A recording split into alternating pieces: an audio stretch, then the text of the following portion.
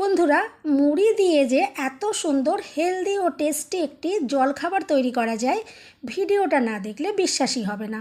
খুবই সামান্য উপকরণে হাতে মাত্র 10 মিনিট থাকলেই ঝটপট তৈরি হয়ে যাবে। তৈরি করা খুবই সহজ। একদিন এভাবে বানিয়ে খেয়ে দেখুন, আপনি নিজেই বলতে বাধ্য হবেন এর থেকে সহজ ও সুন্দর রেসিপি হতেই পারে না।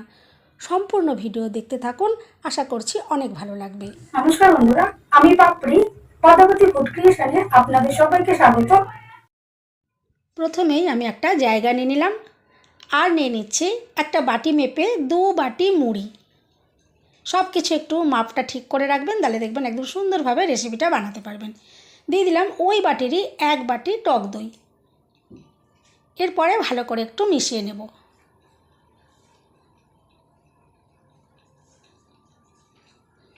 দেখুন খুব ভালো করে আমি মিশিয়ে নিয়েছি।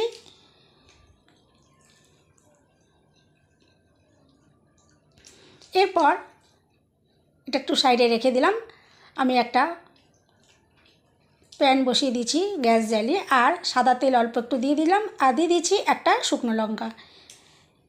শুকনো লঙ্কা একটু নাড়াচাড়া করে আমি দেখুন ভেজে নিলাম। এরপরে গ্যাসের ফ্লেম একদম লোতে রেখে এখানে আমি 1 চামচ ছোলার ডাল আর 1 চামচ বিউলির ডাল দিয়ে দিলাম। এরপরে খুব ভালো করে নাড়াচাড়া করে একদম লালচে করে ভেজে নিতে হবে। ডাল যেন একদমই কাঁচা না থাকে, খুব ভালো করে ভেজে নিতে হবে। এদিকে শুকনো লঙ্কাটা দেখুন আমি তুলে রাখলাম, আর অল্প করে একটু কালো সর্ষে এখানে আমি ফোড়ন দিয়ে দিলাম, আর দিয়ে দিলাম অল্প করে একটু হিং। এতে ফ্লেভারটা ভীষণ সুন্দর আসবে। আর দুটো যে কারি পাতা হয়, কারি পাতার 2টো স্টিক এখানে দেখুন আমি দিয়ে দিলাম পাতাগুলো। এরপরে নাড়াচাড়া করে হালকা একটু ভেজে নেব। আর এখানে দিয়ে দিলাম অল্প করে একটু কুচনো পেঁয়াজ। যদি নিরামিষভাবে করতে চান তাহলে এখান থেকে পেঁয়াজ বাদ দিয়ে আমি বাদবাকি যে সমস্ত উপকরণগুলো দিয়ে তৈরি করছি আপনারা সেভাবে বানিয়ে নেবেন, দেখবেন দুর্দান্ত খেতে লাগবে। এরপরে নাড়াচাড়া করে হালকা ভেজে নেব। পেঁয়াজ আমি বেশি ভাজছি না, দেখুন একটু হালকা ভাজা হলেই এটা আমি নামিয়ে নেব। ফোড়নটা দেখুন একদম রেডি হয়ে গেছে। এখন যেই মুড়িটা আমি দই দিয়ে মেখে রেখেছিলাম সেখানে দেখুন দিয়ে দিলাম ওই বাটিরই 1 বাটি সুজি, আর দিয়ে দিলাম হাফ বাটি জল। এরপর ভালো করে মিশিয়ে নিলাম। ভালো করে মিশিয়ে নেওয়ার পর এখানে আমি আরও হাফ বাটি জল, টোটাল 1 বাটি জল এখানে আমি দিয়ে দিলাম।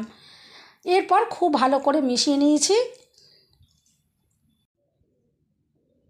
এভাবে ভালো করে মিশিয়ে নেওয়ার পর আমি এখানে দিয়ে দিচ্ছি স্বাদ মতো নুন।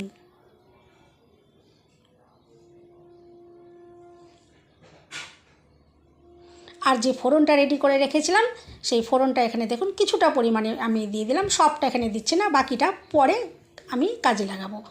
এরপর খুব ভালো করে মিশিয়ে নেব। বন্ধুরা, মুড়ি দিয়ে এই রেসিপিটা একবার আপনারা বানিয়ে দেখবেন, দুর্দান্ত টেস্টি তৈরি হয়।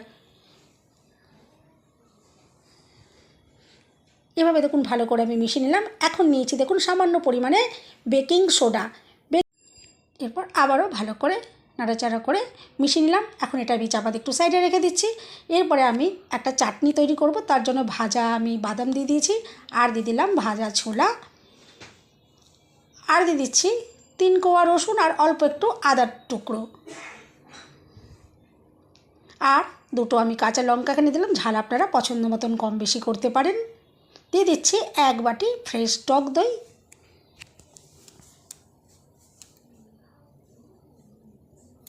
আর দিয়ে দিলাম স্বাদ মতো নুন, আর এখানে দিয়ে দিচ্ছি 1 চামচ চিনি,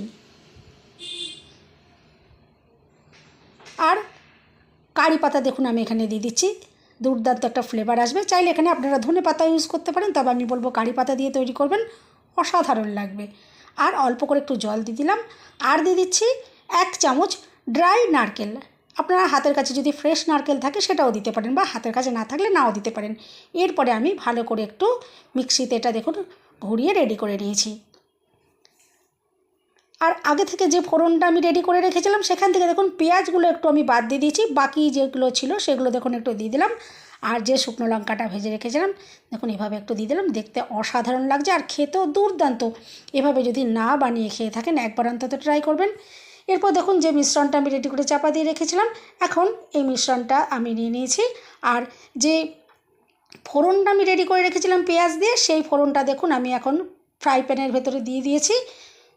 আর যে মিশ্রণটা দেখুন ওপর থেকে এভাবে রুটির মতো করে দিয়ে দিলাম, একটু মোটা করে দিলাম। আর এরপর গ্যাসের ফ্লেম একদম লোতে রেখে ওপর থেকে একটা চাপা দিয়ে দিলাম। আর মিনিট খানিক এভাবে রাখার পর আমি দেখুন চাপাটা খুলে নিয়েছি আর একটা সাইড উল্টে দিলাম।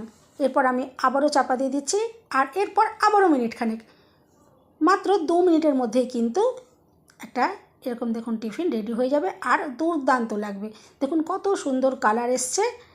এরপর দেখুন আমি আরেকটাও দিয়ে দিয়েছিলাম, দেখুন একটা সাইড হয়ে যাওয়ার পর আমি উল্টে দিলাম আর এরপর ঠিক চাপা দিয়ে আবারও 1 মিনিট মতো এভাবে রেডি করে নিলেই কিন্তু টিফিন একদম রেডি। আর দেখুন দেখে তো বুঝতেই পারছেন যে কতটা দুর্দান্ত রেডি হয়েছে, তেমনি খেতেও অসাধারণ। মুড়ি দিয়ে যদি আপনারা এভাবে না ট্রাই করে থাকেন, অন্তত একদিন এভাবে বানিয়ে খেয়ে দেখবেন, যেমন হেলদি তেমনি টেস্টি আর ভীষণ নরম স্পঞ্জি তৈরি হবে, বাড়ির প্রত্যেকেই খেতে পারবে। সকালের জল খাবারে এভাবে একবার বানিয়ে দেখতে পারেন, অসাধারণ লাগবে। তাছাড়া বাচ্চাদের স্কুলের টিফিনে দিতে পারেন, খেতে দুর্দান্ত হয়। বন্ধুরা, রেসিপি ভালো লাগলে একটা লাইক দিতে একদম ভুলবেন না। চ্যানেলটা সাবস্ক্রাইব করে পাশে থাকার অনুরোধ রইল। সবাই সুস্থ থাকবেন, ভালো থাকবেন, দেখা হবে নেক্সট ভিডিওতে। ভীষণ টেস্টি এই টিফিনটা যদি না বানিয়ে থাকেন অবশ্যই একবার ট্রাই করবেন। আশা করছি আজকের রেসিপি আপনাদের ভালো লাগলো।